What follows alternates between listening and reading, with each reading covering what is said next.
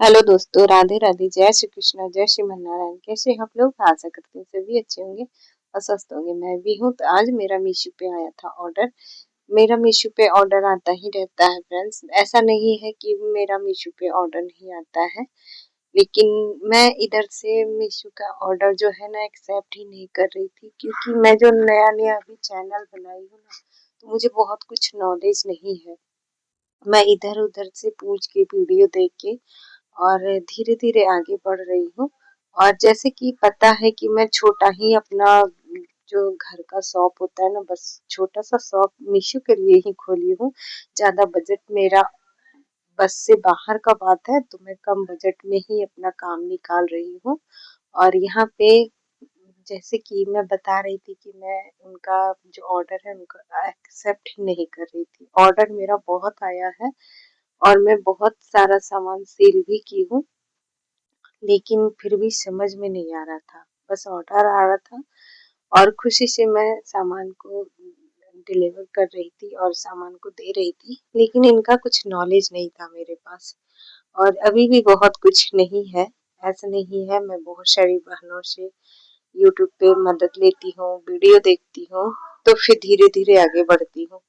तो मेरा जो है ना सामान जो गया था वो कुरियर रिटर्न आ गया था, जिसके कारण मेरा जितना भी सामान जा रहा था यहाँ से, मेरे जितने भी पैसे आ रहे थे वो माइनस में जा रहे थे। क्योंकि अगर आपका 2 रुपए का सामान है ना फ्रेंड्स, लेकिन आपका जो कुरियर रिटर्न आ जाएगा, कस्टमर रिटर्न आ जाएगा, कुरियर रिटर्न आएगा, तो उससे कोई दिक्कत नहीं, आपको कोई भी खर्चा नहीं बढ़ता है, उससे आपका कोई भी हार्म नहीं होगा।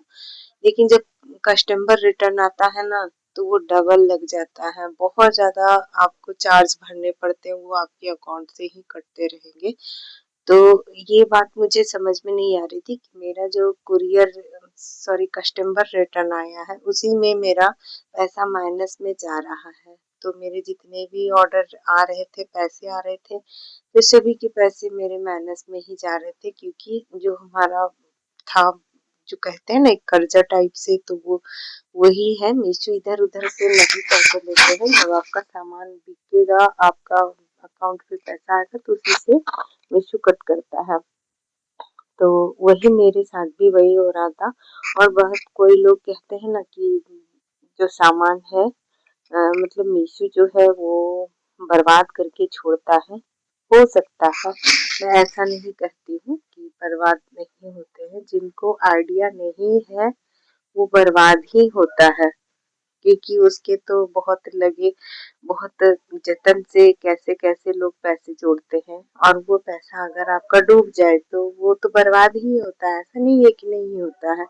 लेकिन इसी चीज को अगर आप हठ बना के धर ले और इसका सारा नॉलेज आ जाए आपको, तो वो फिर आपका बर्बाद नहीं होता है, वो कुछ आपको बना के ही छोड़ता है। तो बस मेरे साथ भी कुछ ऐसा ही हुआ था। मुझे भी लग रहा था कि मैं तो मीशो पे ऐसे ही बर्बाद हो जाऊंगी, क्योंकि मेरा तो बहुत सामान सेल हो चुका था।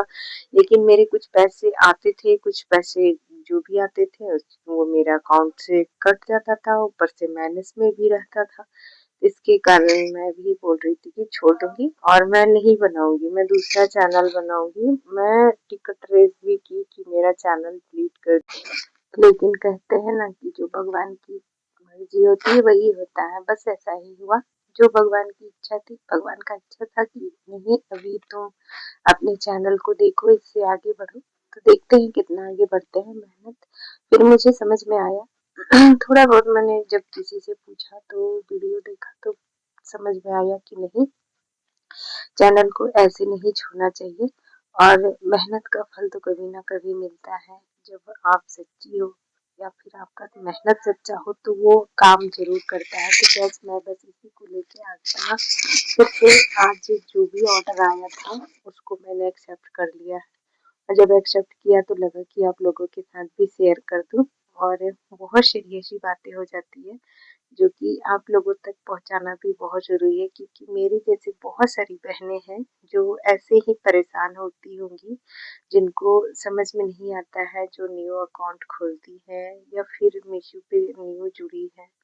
बहुत सारी बहनें हैं जिनको बहुत कुछ पता है, वो शुरू से ही जानती हैं, लेकिन वो होता है ना कि कम पढ़ी लिखी, कम घर की हाउसवाइफ, उनको बहुत सारी दिक्कत का सामना करना पड़ता है, जिनमें से मैं भी एक हूँ।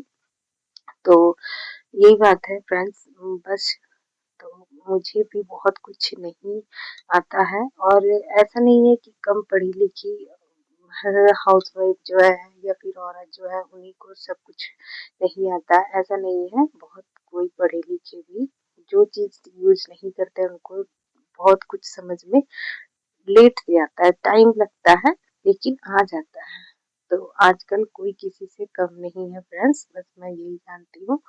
और अगर आप चाहें तो बहुत कुछ कर सकती हैं, तो बस मैं भी इसी तरीके से अपने हार को पीछे छोड़ दी, और जो मेरा मतलब डर था उसको पीछे छोड़ दी कि नहीं, मुझे कुछ करना है। फिर से मैं अपने चैनल पे आ गई, अपने अकाउंट पे आ गई। तो चलिए देखते हैं। और थोड़ा-थोड़ा इसमें भी पूँजी लगाना चाहिए, 10-20 ही लगाइए, 50 ही लगाइए, जिस तरीके का आपका सेल हो रहा है, तो उस तरीके से मेरा सेल अच्छा खासा हो रहा था फ्रेंड्स। मैं सामान भी खरीदते जा रही थी, ऐसा नहीं है। जब मेरा बिकते जा रहा था, तो जैसे-जैसे सेल हो रहा था, वैसे-वैसे मैं सामान को लाती जा रही थी, थोड़ा न्यू मॉडल, थोड़ा अच्छा, थोड़ा सस्ता, इस तरीके से, क्योंकि मेरा अपना बजट देख के भी काम करना होता है। मेरे पास ऐसा नहीं है कि 5,000 10,000 लगा के एक बार मैं बैठ जाऊँ। तो बस ऐसे ही 100-50 जो जैसे मेरे पास आते जाता था वैसे मैं लगाती जाती थी। तो और कहते हैं ना कि सीखने के लिए, कुछ पाने के लिए कुछ खोना पड़ता है, तो वही है, कुछ सीखने के लिए खोना भी पड़ता है। लेकिन मैं यही बोलूँगी फ्रेंड्स, मीशो पे या फिर किसी भी ऑनलाइन अगर आप बिज़नेस कर रही हैं, तो आप लाख सीखे हुए हैं, लाख पढ़े लिखे हुए हैं, जब आपका कस्टमर रिटर्न आ जाएगा ना, तो कोई काम नहीं देता है। तो बस मैं यही बोलूँगी, ज़्यादा से ज़्यादा सामान का ध्यान रख के दें, ताकि कस्टमर रिटर्न ना आए, टूटा-फूटा चेक करके दें। और जो भी सामान हो, आप जितना हद तक हो सके उसे अच्छे से देख के और अच्छा सामान दिया करें, ताकि आपका रिटर्न ना आए। क्योंकि अगर आप थोड़ा-सा भी सामान वो मतलब घटिया क्वालिटी का देंगे, तो अगर रिटर्न आ जाएगा तो आपका जितना कमाई नहीं है उतना गँवाई हो जाएगा। तो बस यही है फ्रेंड्स, इस बातों का ध्यान रखा करें, सामान को अच्छे से पैक किया करें जितना हो सके। तो मेरा जो है ना, अभी मैं ज़्यादा कुछ इसमें नहीं लगाई हूँ, सामान को थोड़ा मुझे भी अपने सुविधा के अनुसार देना पड़ेगा, जो जिससे ज़्यादा सुरक्षित हो।